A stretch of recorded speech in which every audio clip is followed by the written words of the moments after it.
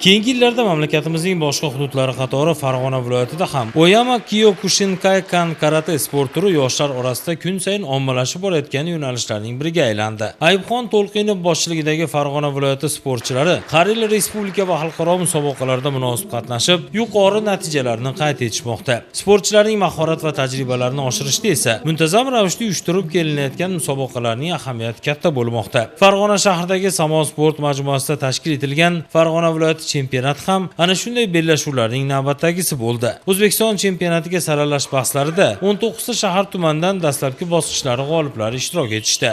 Oyama Kyokushinkai karate turi bo'yicha Farg'ona viloyatida 500 dan ortiq bolalar shug'ullanib kelmoqda. Toshkent shahrida Jar sport majmuasida bo'lib o'tgan Osiyo chempionatida Farg'ona viloyatidan 20 dan ortiq sportchilar qatnashib, O'zbekistonda Osiyo chempionatida eng ko'p natijani Farg'ona viloyat Oyama Kyokushinkai karate federatsiyasi qo'lga kiritdi. Bugungi musobaqamizdan maqsad aprel oyida bo'lib o'tuvchi O'zbekiston chempionatiga saralash. Musobaqamizda 200 dan ortiq sportchilar qatnashib, respublika musobaqalarimizga saralanib bormoqda.